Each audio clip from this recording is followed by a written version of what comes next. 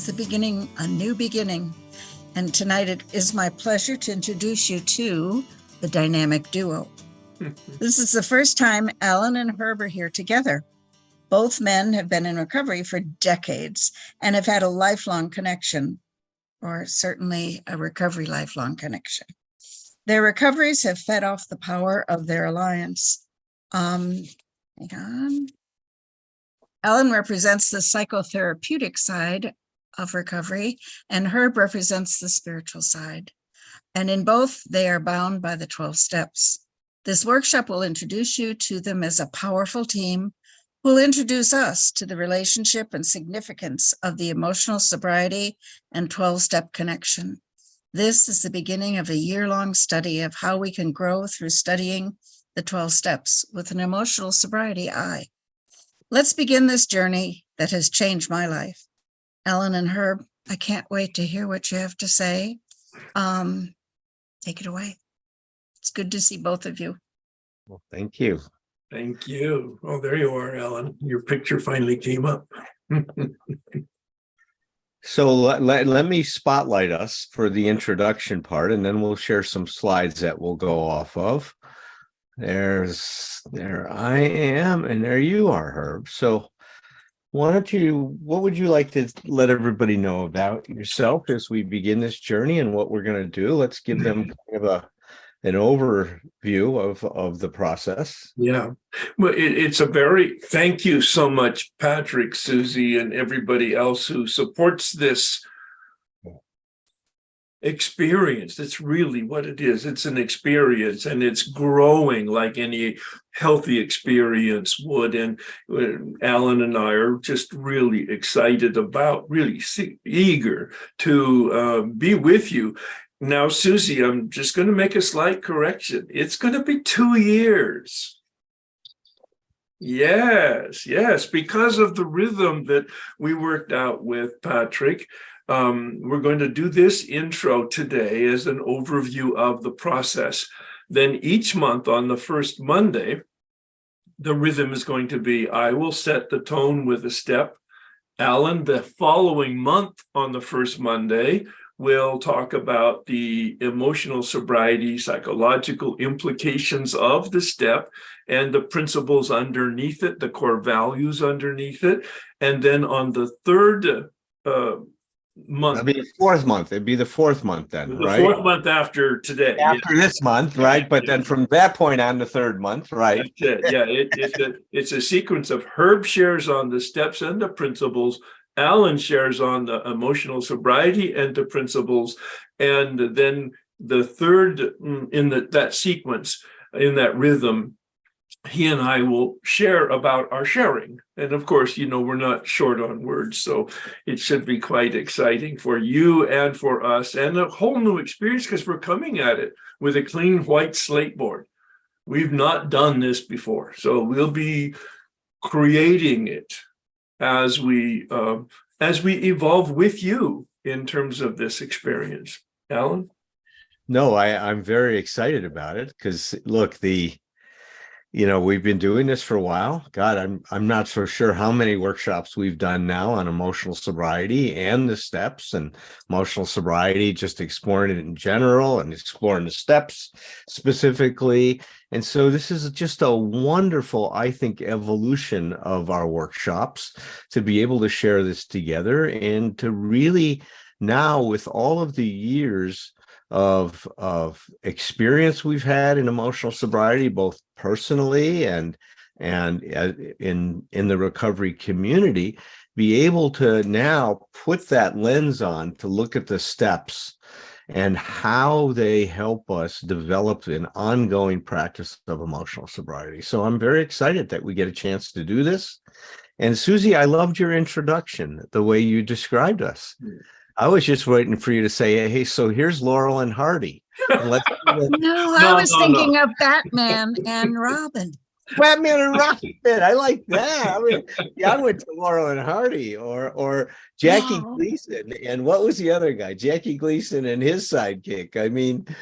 But a lot of people... Abbott and Costello. But anyway, no, let's get away from that. No. Alan and I came up with something probably 2 or 3, maybe 20 years ago, I don't know when, but somebody said because of our bios, I mean, we're so different. We've come from such a different origin, each one of us. All right. Not really important that you understand our bio, but Alan came up essentially starting his adulthood as a Marine. I came up starting my adulthood as a monk. And somebody once said then, oh, it's the monk and the Marine. And it's kind of like really cool. I got sober in 1984, and Alan was the clinical director at the treatment center. I became his client for a while in a therapeutic relationship. Then we became friends, and then we became colleagues in terms of our organic, progressive relationship. And we've been doing this work together on the 12 steps, probably 20 years. We're not sure of the exact date, but it doesn't matter. But it's a long time. And as Alan had just indicated, it started with the step process and the psychology combination coordination, unpacking that. And then it developed 10 plus years ago into the emotional sobriety focus. And that is our focus. And we've been unpacking it. It's all a treasure hunt for us. Alan? My journey started in recovery back in 1971, which seems such a long time ago now. It is a long time ago, Alan. A lifetime ago, right? I just came back from Vietnam. I'm a Vietnam combat veteran. As Herb said, I joined the Marine Corps at a very early age. I was 17 years old, in Vietnam at 18, and then back from Vietnam at 19. And through, I look back and we could call it serendipity, synchronicity, a God shot. I ended up being one of the first Marines treated in a program that was designed to rehabilitate those of us that came back from Vietnam with a drug problem, rather than throw us out and send us back to our communities and let the community that we came from deal with our problems. And so I feel very fortunate to be one of the first. I was the third Marine admitted to this program at the Kaneohe Marine Corps Air Base on the island of Oahu in Hawaii back in 1971. And they had no idea of what they're doing. I mean, it was, Commandant ordered this program into existence. Let's find somebody to run it. Captain Chase got the nod. He had a bachelor's degree in psychology. That's why they put him in charge, Herb. So I'm going to see Captain Chase on a weekly basis and sitting in therapy with him at attention, saying yes sir, no sir. I mean, we didn't know what we didn't know, right? We had no idea. But the thing that they knew is that there were people that knew. And there was a group of young people in the recovery community outside of the Marine Corps Air Base in a little town called Kailua. And they invited one of those young people to come in on Tuesday nights and do a recovery rap session. And the emphasis was on recovery, not on that drugs are bad and they're a problem. The emphasis was on recovery. What is possible in your life if you start addressing this? And this hippie came in on a Tuesday, and there's about 20 combat Marines in the room. And this guy walks in, he's got his hair in a ponytail and his wire rim glasses on and his Hawaiian print shirt and his khaki pants and Birkenstock sandals. I think they're standard issue in Hawaii if you're a hippie. And he walks in the room, and we're looking at him like, what is it? What are they doing to us? What are they sending this hippie in who's out protesting the war? Our asses are on the line out in Vietnam. Well, after 5 minutes, literally, you could hear a pin drop in the room. And the reason today I can look back and describe it as this: he was speaking the language of the heart, a language that we are all too familiar with, those of us that are in the 12-step community. And what I experienced that day was what it was like for a person to have emotional freedom, because Tom was able to talk about himself in a way that I would have never dreamed possible. I wouldn't let you know about the fears I had. I wouldn't let you know about my insecurities, my depression, my anxiety, my inadequacies. Those were secrets. I thought I was going to carry them to my grave. And here was this guy standing up in front of these combat Marines, opening himself up and being vulnerable and being himself and being okay, being his imperfect self. I did not know this at the time, but there was a part of me, meaning I didn't have the words for this, but what I witnessed was inside, if I could achieve that in my life, I think I could be okay. I think I could make this life work. Not meaning that life would be perfect, that I would find a way to be able to show up and be a part of this life and be okay. Which is the only time I felt okay was when I was either drunk or when I was high. Only time I had reprieve from all of this nonsense that was going on in my head. But here was a man that was standing there who had worked the steps, was committed to this way of life, and he possessed emotional freedom. Today, I would say he had emotional sobriety. He was experiencing emotional sobriety. Now, I couldn't have said that to you back then, even though, one of the first things, I don't know if I mentioned this to you before, one of the first handouts he gave me was Bill's letter. Oh my, I know, you've never said that to me. Yeah. But now I read it, but that's like, throwing pearls before a swine, right? I mean, I didn't know what any of that stuff meant. I did know that the word dependency, I didn't like it. That when Bill talked about it, I don't want to look at that, right? I wasn't ready my consciousness wasn't in a place where I could accept that at all in myself. But that began my journey. I went up to him after the meeting and I said, Tom, how did that happen in your life? And he looked at me and he said, stick close and I'll show you. And I started my journey with him in the summer of 1971. Tom is still my sponsor today after over 51 years in the program. Mm-hmm. It's amazing. It's been an amazing journey. But that kind of relationship was kind of a prototype. A prototype for the relationship like you and I have developed, Herb, is that, like you said, it started in these unusual ways with you being a patient, at the hospital and then in my practice. And then, we end up going to this presentation. We're both invited to come in because you were doing your 12-step workshop with this fellow that had a treatment center in Malibu. And I was known for the work I'm doing on integrating psychotherapy with the 12 steps.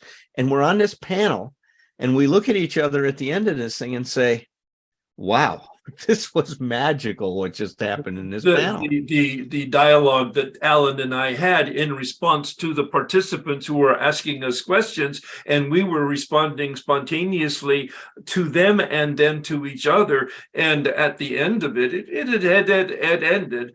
But we had both had this incredible experience with this process, and we just looked at each other because we discovered each other for the very first time, even though we had lots of exposure prior to that, not this kind of exposure. That's true. And then the journey started, right? We said we got to do some workshops, and you introduced me to Richard Rohr. And now Herb and I are attending some of these workshops that Richard Rohr did. And one of the ones that really stands out is, just to let everybody know, in case you guys wondered, we are initiated men. We went to a men's initiation weekend together outside of San Diego in a little community called Julian, California, where there's a Catholic retreat. I think they have 200 acres of the most beautiful land that you could imagine. And we went for 4 days with this phenomenal man, Father Richard Rohr, and we were put through a male initiation rite. And it was life-changing for me and opened up. And that's one of the things I've always given you credit for, is opening up the spiritual dimension of my recovery like it's never been opened up before. Right. I mean, the work that we did from not only from Richard, but from you, all the stuff I've learned from you and from our time spent with Richard. And then Herb and I were selected to be 2 of 100 men selected that go to the Ghost Ranch in New Mexico and be trained and do an initiation rites. So we did, I think, at least 1 or 2 male initiation rites. We did 2, right? One there and one in Malibu, I believe. Yeah. Yeah, it was phenomenal. I mean, it was really an incredible experience we have. So, we're going to be talking to you about the incredible experience that you can have when you work the 12 steps. And as I said, the lens that we're going to be looking at them through, which I think is not unique in that we haven't been the ones who've discovered this. In fact, you're going to see as we talk today is Bill really understood that the impact of working the steps was to find, discover, and integrate a practice of emotional sobriety in your life. Now, I believe, and I think, Herb, you've said this as well, it's the best known secret in recovery is people do not talk about the steps as having the goal of achieving emotional sobriety.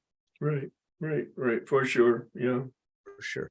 So is there anything else you want to say before I share our slides? Or Well, yes, just leveraging off of that, to see, to make sure people understand this is not a light switch event because you come here and you get some information and it's kind of like, oh, now I've entered into the world of no.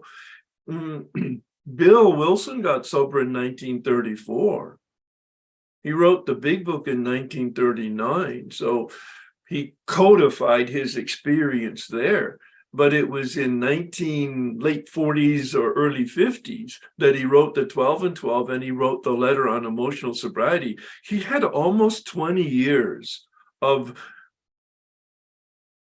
incorporating and integrating the 12-step process and experience and understanding it before he actually confronted his own depression and began to unpack emotional sobriety. So this is a process, and think in terms of a dimmer switch.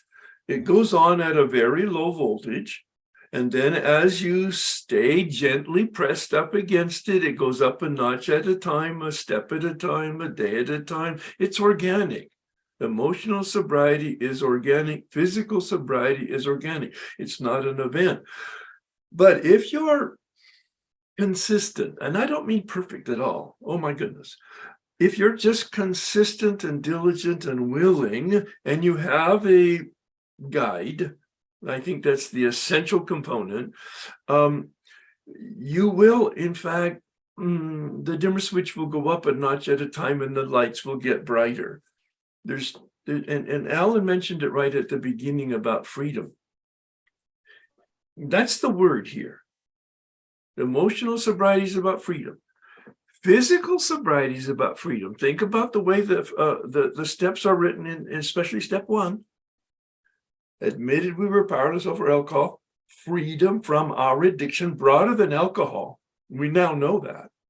Anybody who applies the 12 steps and finishes the first 9 steps will have, guaranteed, page 84, will have freedom from their addiction.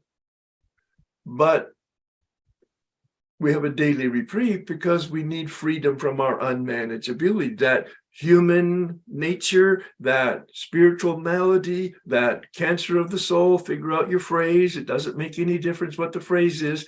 It's the second phase. It's the second stage of recovery. Alan alluded to a phrase that we've been using, and it's the best kept secret in the rooms. Bring up the subject in your meeting of whether it's alcohol or drugs or whatever your meeting is. Let's talk about unmanageability. And you will hear a lot of blah, blah, blah, blah, blah about addiction and the mess and the drama. But you won't hear about page 52, the bedevilments. You won't hear about pages 60 to 62, that almost wonderful description of codependency and or the narcissistic personality, which is in fact the hardcore structure of all human beings, not just addicts. And this process will bring us through the first 9 steps to freedom from physical, which a lot of people understand that and have experienced it. But unless you stay gently pressed up against this process of power connection other than yourself, your emotions will just be like in a state of suspended animation. And we will thaw out emotionally and spiritually by connecting to 10, 11, and 12 so that we wash, rinse, and repeat on a daily, regular basis.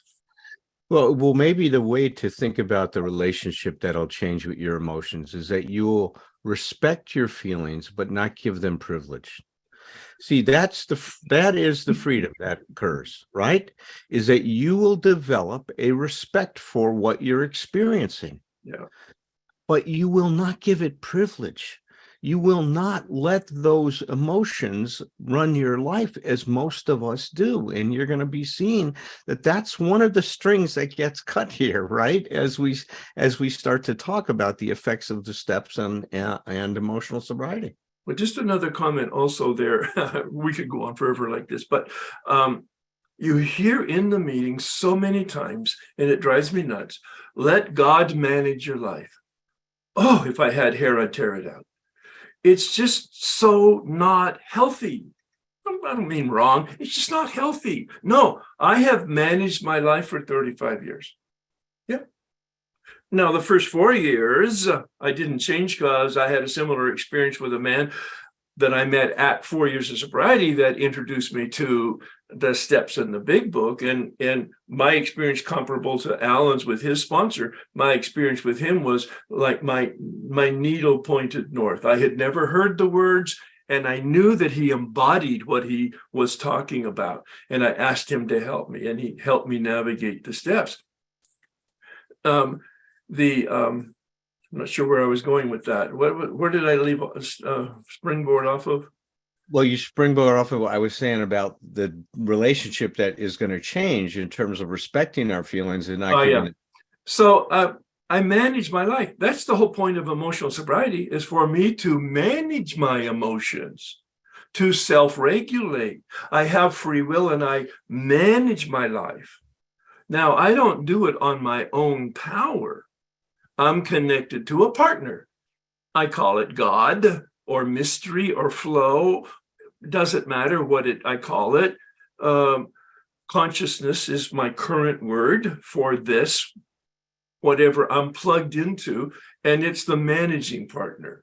I get guidance and power every morning from the managing partner. But I'm responsible to drive the car because it's my car and I know how to drive and I know where I want to go. And I don't know how to get there sometimes, so I plug it into the GPS and I listen to the guidance. That's the emotional sobriety, I believe. Take responsibility for driving your car, knowing where to go, and then having the humility to ask for directions and listen and take the actions. And how you'll hear me talk about it is that emotional sobriety helps us put the best of us in charge of the rest of us. That's how you're going to hear me describe this, is that, the best of us, it's interesting. We could spend the whole time today speaking about this, right? Because as you're going to see, I believe the steps are really rooted in humanistic psychology. Correct. Bill saw that. He had faith. There's a faith in the human spirit that comes out so strong when Bill talks about, our journey and the steps and the experience we're going to have. But what I mean by putting the best of you in charge, the best of you, this is the way that Dr. Murray Bowen described it. And I think it's a wonderful description of what we're striving for: to be able to act for ourselves without being selfish. Let me say that again. To act for ourselves without being selfish, and to act for others without being selfless. Now think about that for a minute. That's a mind blower. How? It's a balance. Yes, it's that, and you're going to see that's what emotional sobriety is about. It's balancing we with I, togetherness and separateness. Yeah. It's an incredible experience, is to have an awareness that honors and respects my experience, but also honors and respects you, the other. Melody Beattie had indicated in her Codependent No More that the healthy relationship is independence with interdependence. Yeah. Yeah, somebody just sent a text, restored to sanity. Restored to sanity, meaning soundness of mind. I mean, think of sanity not as on a pathological psychiatric basis, but whether our thinking and our behavior is based on soundness of mind. And when we're out of balance, it cannot be, as you're going to see. When we're out of balance, it won't. So let me share the slides now with you that we have to take you through what we're seeing as kind of an overview of this process. And then time permitting, at the end, we might be able to answer a few questions. If not, like we said, we've set up the third time that we get together after this first introductory section is going to be nothing but opening up and having question and answers for the whole period of time, because that's been so, there's been such a strong interest in doing so. So we've created that as part of the process. So let me share my screen with you now. And we're going to optimize this. And there we go. Susie, you're my judge on this. Everybody can see that okay? Yes, it's very clear, Alan. Okay, wonderful. So as I said, this is the monk. You've met him, Herb. I've been trying to get him to wear a brown robe to these things, but he's still refusing to do that. And he's been trying to get me to sit here in my dress blues, which I do not do. So, but we are the monk and the Marine, and for the reasons that he mentioned to you. So we want you to just pause for a second and ask yourself a few questions, right? And here are the 3 questions we want you to focus on is, how do you cope with your life when things don't go your way? What happens? What do you do with that? How do you respond to that? Or how do you react to that? What meaning do you give to it? What do you tell yourself how do you explain that? And then most importantly, what do you do with it? How do you treat yourself when you don't live up to your expectations? What's your self-talk like? Are you supportive and compassionate? Do you find yourself being very critical and harsh? Do you just unleash, a tirade on yourself and belittle yourself and put yourself down? How do you respond to people when they don't do what you think they should do, or when they don't act the way that you think they should act, or they're supposed to act? See, these are very, very critical questions, and they really get to the heart of the matter in terms of emotional sobriety. See, what we say all the time is that the problem is never the problem. The problem always exists in how we cope with the situation that we're dealing with. And if we are not coping with it well, then it becomes problematic. When you cope well with the situation, it's no longer a problem, it's an achievement.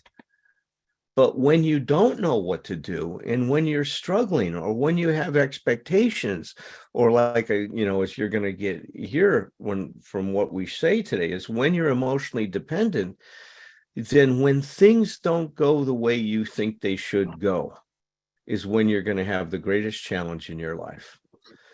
Bill called this an impossible way of life, is to expect that life should conform to my expectations, to my wishes, to my desires. And it creates a lot of suffering for us. And many, many old timers have come to the place where they see this. Fred Holmquist, who wrote The Ripple Effect, the follow-up to Drop the Rock, he calls it sober suffering. Sober suffering. We've got physical sobriety, but we don't have emotional sobriety. We have emotional inebriety, so to speak. We're still struggling a lot. Anything you want to say to this before I move on? It's really the human condition, and it's a pandemic. We're very familiar with that word today, very sensitive to the word, but it's such a parallel. It's a pandemic among human people. They want reality to conform to themselves. Now, they're not conscious of that. Alan used a phrase earlier that is my favorite phrase because it describes my entire journey. I didn't know that I didn't know.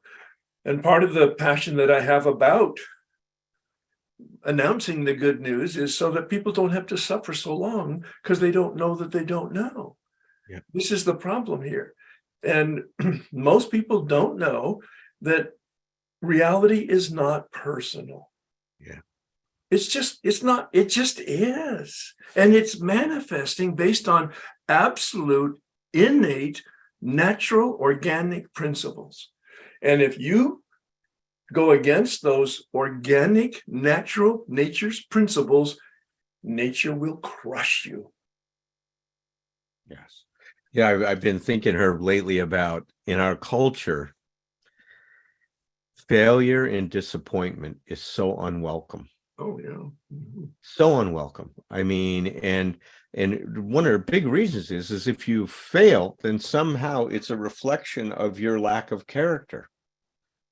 That somehow everybody's supposed to be successful all the time. Now just think about what an unreasonable expectation that is, right? Is that there's no room for failure in your life. So when people fail, all they can do is implode with this and turn on themselves.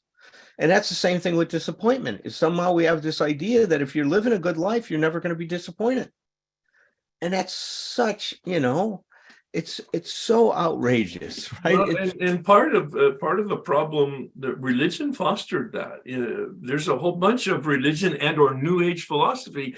If you think well, then you will be well. If you do well, then you will feel well. And there's some truth underneath all of that, but it's about the merit relationship to my behavior. And that's like, I can control reality. No, earthquakes are going to happen and people are going to die.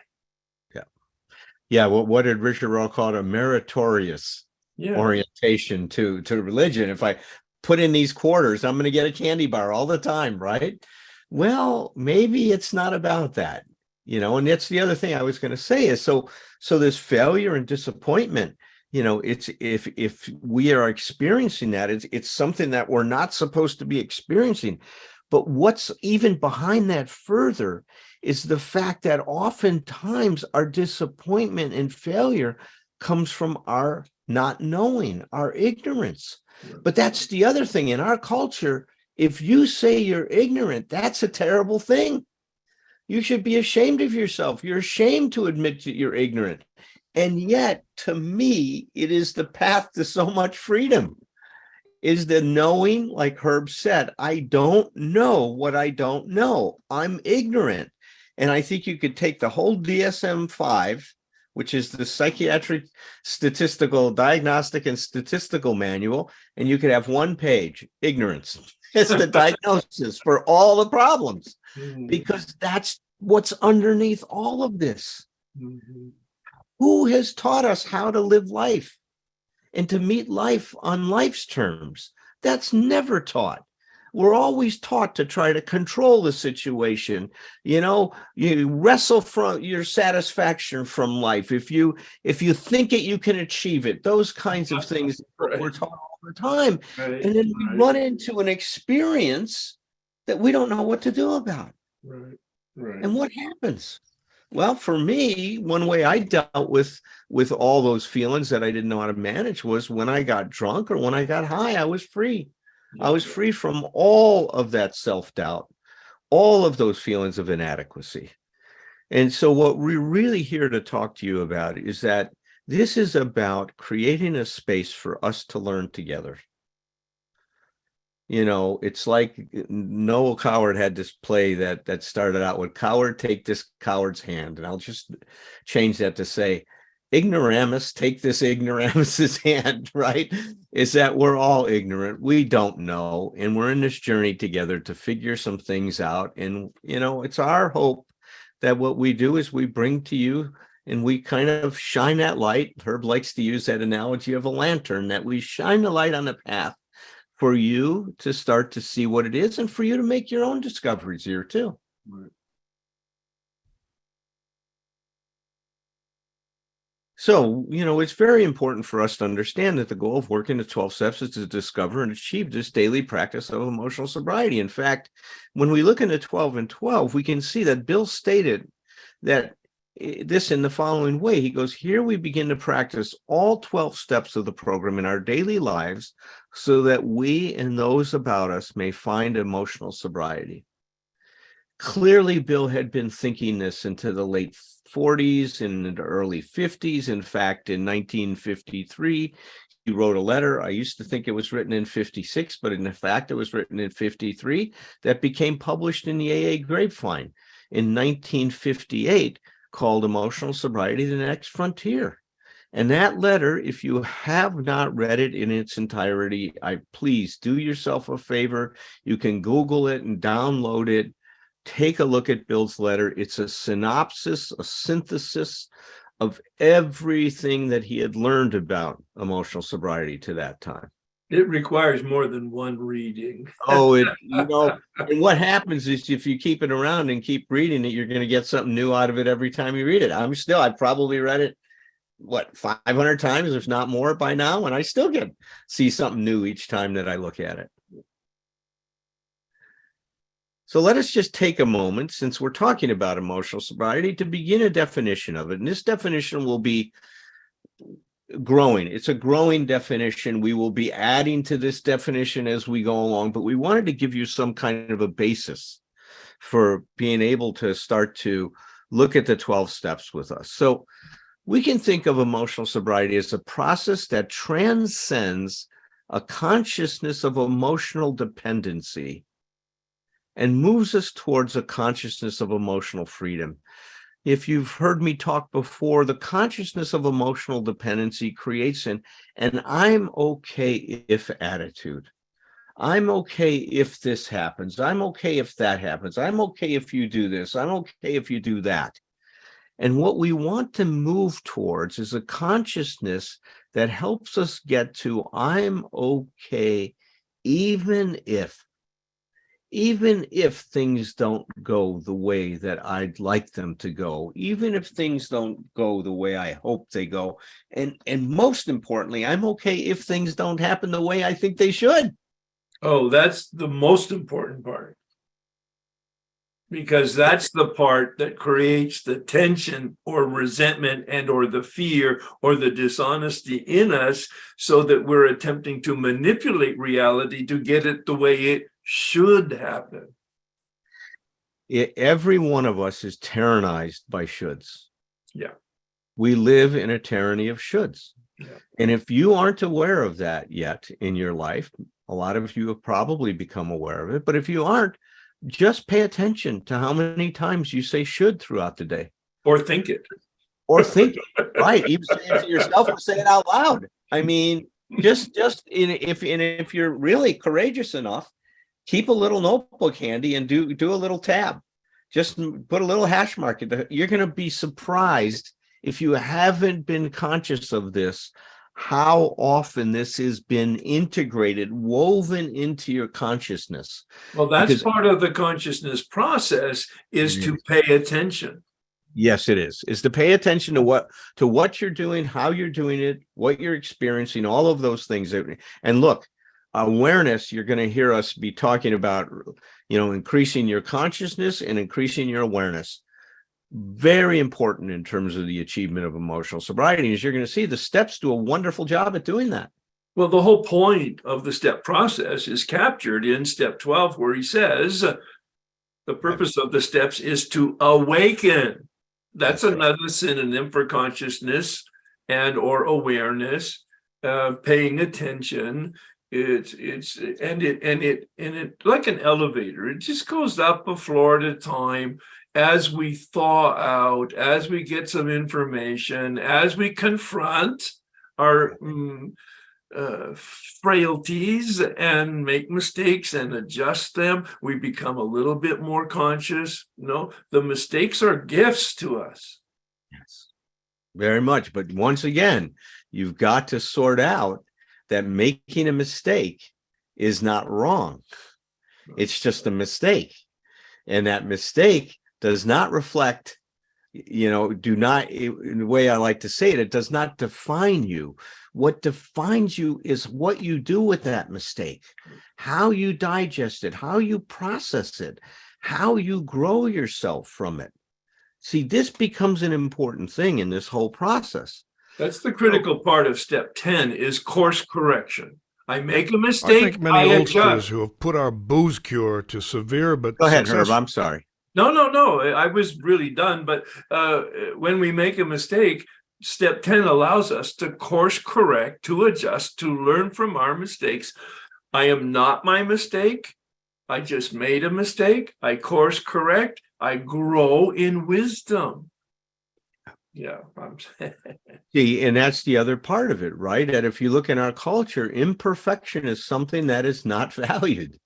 What's valued is being perfect. That gymnast wants to get a perfect score, a 10, right? We all talk about, who won the Super Bowl, not who lost the Super Bowl.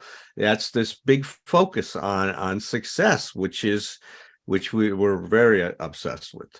So here's what Bill said in his introduction to emotional sobriety in that letter that he wrote in 1953.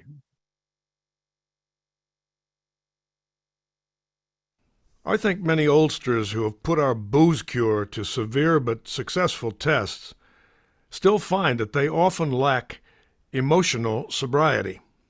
Perhaps they will be the spearhead for the next major development in AA, the development of much more real maturity and balance, which is to say, humility, in our relations with ourselves, with our fellows, and with God. Well, I'll say a few things about this, and then Herb will also share his reflections on it. It's very interesting that he observed that even though people were doing well with keeping the plug in the jug, that they were still struggling with what he called a lack of emotional sobriety, meaning they did not know how to deal with the emotions that they were experiencing. Now, he hoped back then that his work and these folks would spearhead the next major development in AA, development of this emotional sobriety. Well, unfortunately, it never happened. I think there's reasons for that, and that's for another day and another time. But I think the good news today is Bill is probably smiling because there is a swelling of interest. As we see today, we've got over 200 people here for this workshop, and that's been something that's consistent. Thursday night, when COVID started, I started a workshop on Thursday nights about emotional sobriety. We regularly get between 150 and 200 people to that workshop. So it's really starting to happen now, and there's a good reason for it. It really is the next step in your recovery. People talk about, God, thank you, Dr. Berger, for introducing me to the Bill Wilson I needed to learn to meet. Right? Because Bill was a very deep thinker about these things. Now, he's often criticized for his imperfections, but he was also a human, being, just like the rest of us. Right? And he struggled too, but his insights into this stuff were just penetrating. So he described emotional sobriety as the development of more real maturity and balance. Well, let's take a minute and talk about what is maturity. Well, maturity, from a psychological point of view, is transcending environmental support towards self-support. So we start out in this world incredibly dependent on another person for everything. When we are a fetus inside of our mother's womb, she is providing us with all the nutrients, all the support, oxygen, everything we need to start growing ourselves into what we can be, a human, being, right? The minute we're born, we take the first step towards self-support. What do? We breathe. We inhale and we exhale. Now it's up to us to provide our bodies with the oxygen we need, and we regulate that by taking oxygen in and blowing carbon dioxide out. That is the first step of a lifetime of steps towards learning how to support ourselves. The great thing about, that is that it's biologically wired. You're born, and if you have a healthy or normal neurological system, you will breathe instinctually. No one has to teach you how to do it. Same thing that's going to occur. You're going to start to want to learn language. That just happens. You're going to start imitating those people around you. Around the age of 1, you're going to want to walk. We are moving towards self-support all the time. I'm developing language to be able to ask for what I want. I'm learning how to go ahead and be ambulatory so I can move myself and move towards the things I want to move towards in life. Emotionally, this is more challenging, and we'll be talking about that more later. But that's what real maturity is. It's a lifelong movement away from depending on our environment to give us what we need to give ourselves. Now, are we ever totally free from what we need in the environment? No. We are responsible for the kind of relationship we have with our environment, whether it's our environment inanimately or our environment in terms of the people in our lives and stuff like that. So it's how we make contact that determines our maturity. I was talking to somebody today, and she's been a delight to work with, but she's in this relationship, and her boyfriend says, I have never been with a woman that nags me as much as you. Every day, it's just incessant, you're nagging. And she goes, well, I don't understand it. I don't think I'm that much of a nag. I says, well, give me a few examples of how you talk to him about what he's doing. Well, I come home after work and I says, why is your stuff laying all around the house? And I said, wonderful example. I says, can you think of how to say that without nagging? She goes, I have no idea. I said, how about if you said, I want you to pick up the stuff that's around the house. I don't like it laying around. You see, that's the difference, is just saying straight up what we want. But she doesn't do it. She puts it in a question like he has committed the biggest crime in the world. And that happens in every bit of their interaction that they have. So now, what is this balance we say? And Bill talks about humility here, which is very important, because you're going to hear us talk about, is that the effect of every step is to create humility, right? It's to deflate our ego, which is what we're going to see is this idea that somehow life is supposed to conform to our expectations. So we want more balance in our life. I'll be talking about that more later, but right now, to say the balance between self and others, the balance between the we in us and the I, the balance between togetherness and separateness. And then he says, also have real maturity and balance in our relationship with ourselves, how we approach ourselves, how we think about ourselves, with our fellows. I would add, the only thing I would add here is with life itself and with our relationship with God. Correct. So what are your thoughts about this introduction? Well, I have many, of course. The word humility has its roots in a Latin word, humus, which means earth or dirt, which just means not unique, not special, not exceptional, just part of the reality. One of my favorite authors says, humility is truth. Just seeing the truth. It's so related to what we're talking about as emotional sobriety. It's just seeing the truth. I've heard, and I read professional people, they're credible in terms of their science, etc., that once we start getting connected to our addiction, it suspends emotional growth. So if you were 15 or 25, at whatever level your addiction hijacked you, it became an addiction, emotional growth stops. And we stop taking responsibility for our lives. We stop for our behavior, for the relationships with ourselves and with other people and with life itself. And that's the whole point of emotional sobriety, is for us to continue the growth process that Alan was talking about from a biological, psychological standpoint of self-support into adulthood. And that's why Bill in step 6 and 7 in the 12 and 12 calls this a rite of passage.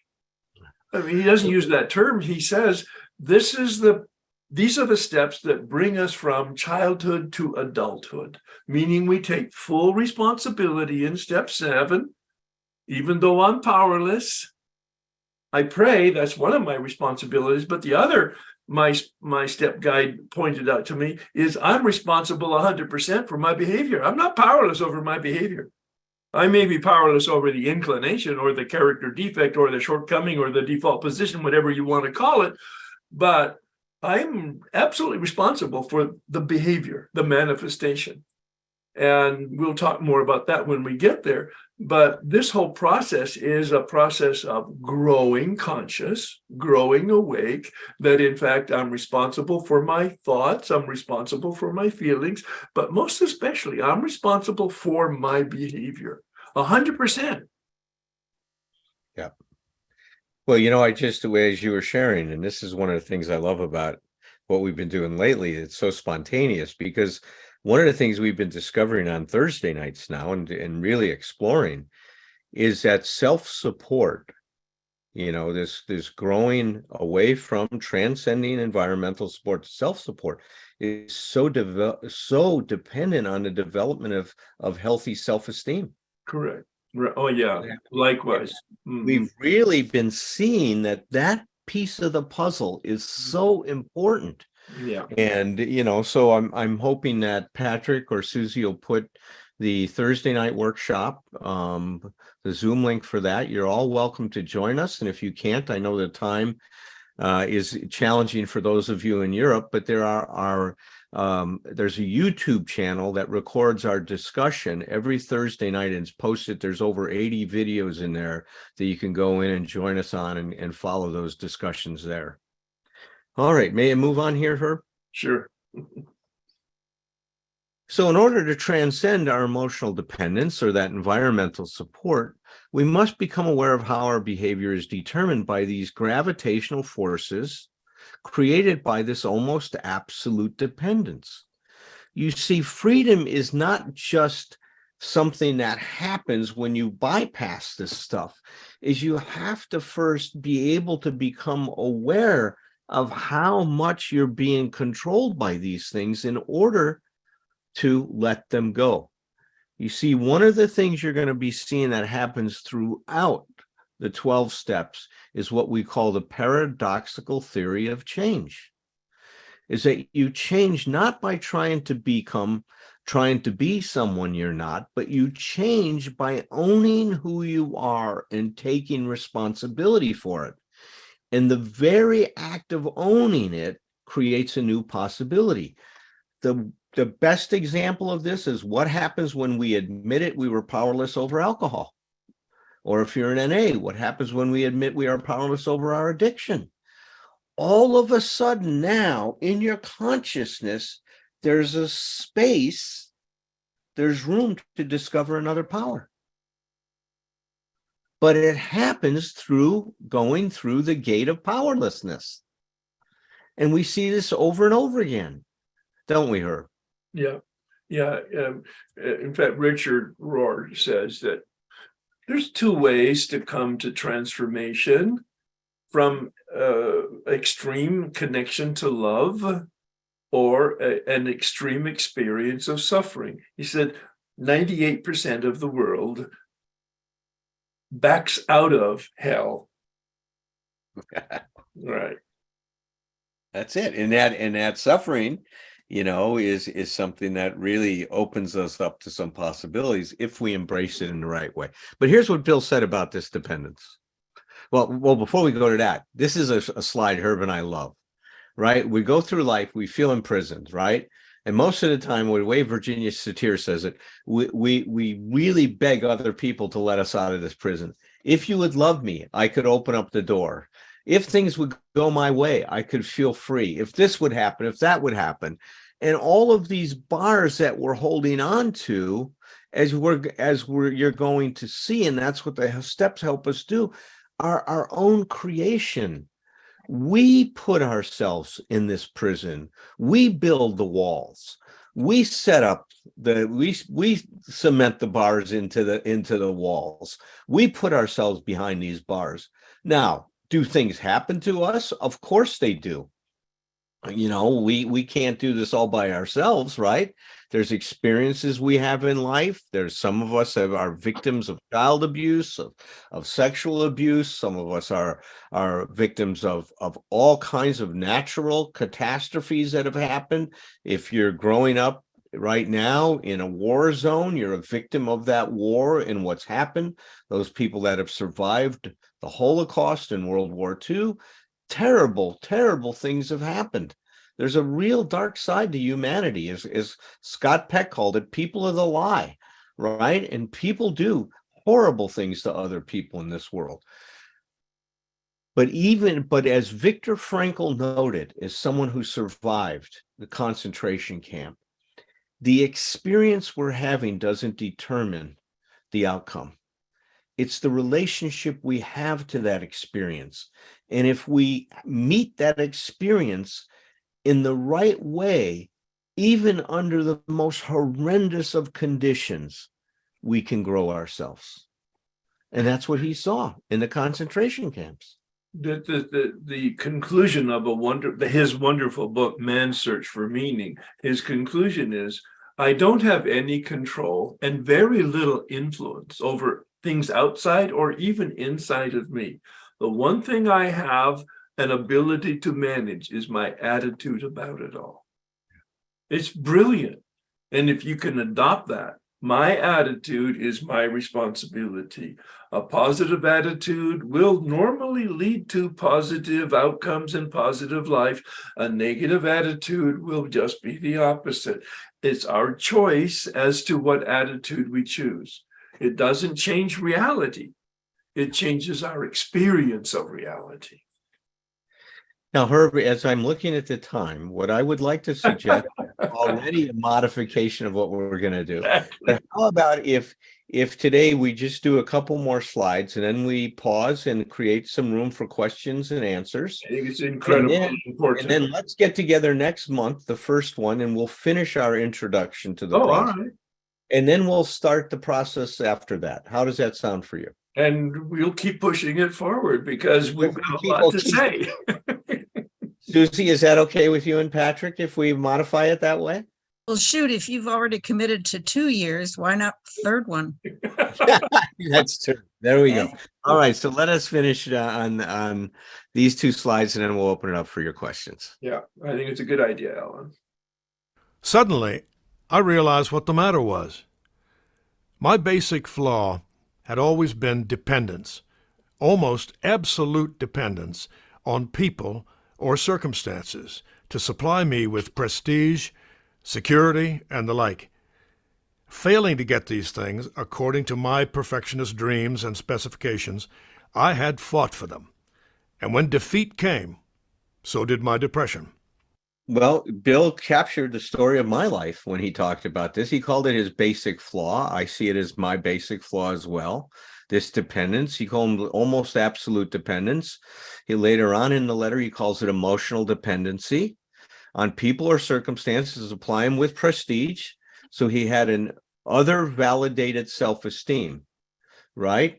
So that if you validated him, he was okay, but he wasn't able to support himself and be okay.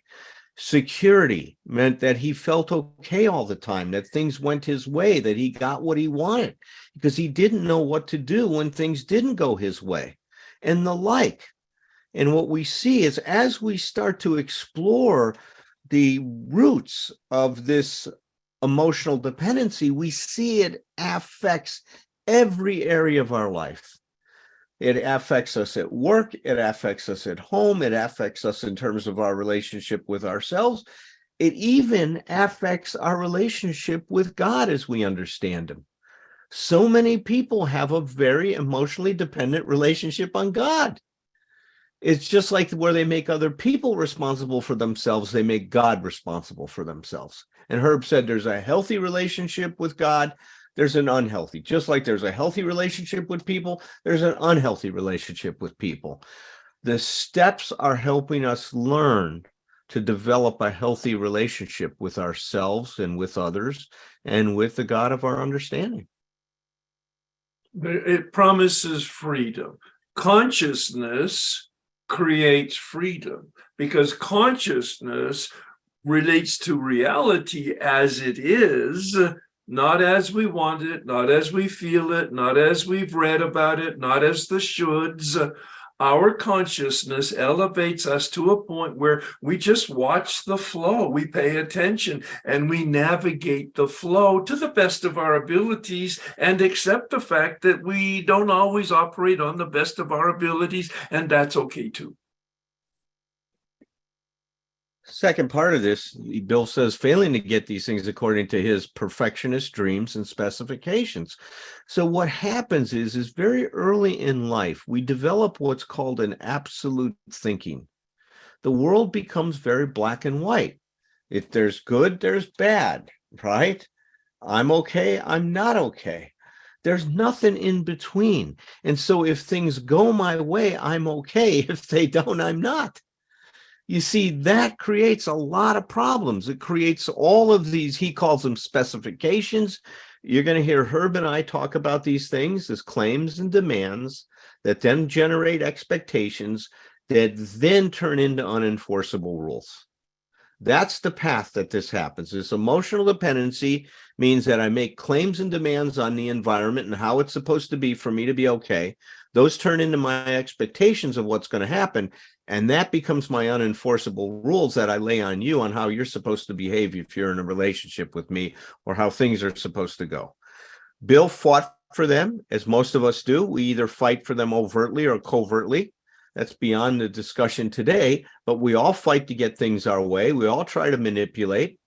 You know, Everett Shostrom, a brilliant psychologist, had this book called Man the Manipulator. And he says, the truth is every one of us manipulates.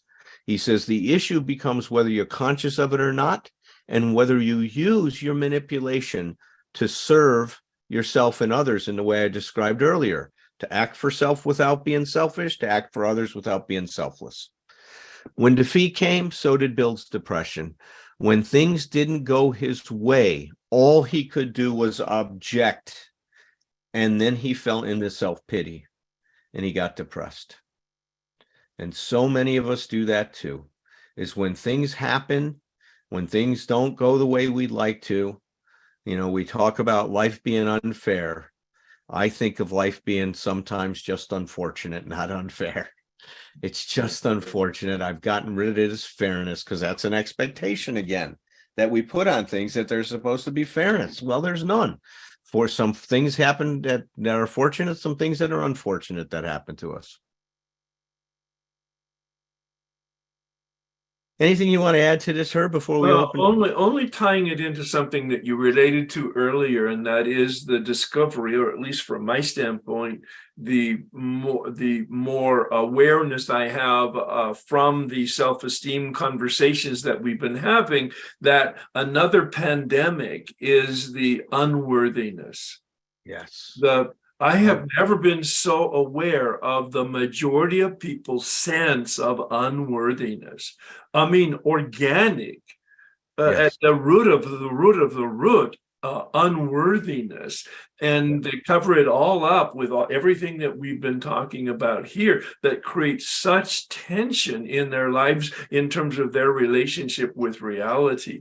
And so that's just another thing, that self-esteem and the unworthy is really a core corruption of the human effort. And so again, this process is a process to identify the truth, to give us the freedom from both the addiction that is taking care of the tension that comes from the unworthiness, but the ability then to manage our lives in relationship to life itself, relationship to myself, and relationship to other people in a very integrated, holistic way. And Yes. that's the promise. Yeah. I mean, that's the promises of the throughout the big book and throughout positive psychology. Yep, right on. All right, so let's make a note that this is where what Herb just said, this is what we're looking for as we come to this awareness that we're holding up these bars, and then we start letting them go, and that's when we experience this freedom. So we will stop here, and I will now... Notice in the picture though, pathetic Herbie thinks he's in jail. because Yes. he's got the bars and he's holding them tight and he's looking through them, but that's his perspective. If he had the larger perspective of the truth, he would see there's no bars, there's no walls, there's no ceiling, there's no floor. It's just pathetic Herbie, Holding the bars. desperate grip on his perception of reality. Right on. That's right. All right.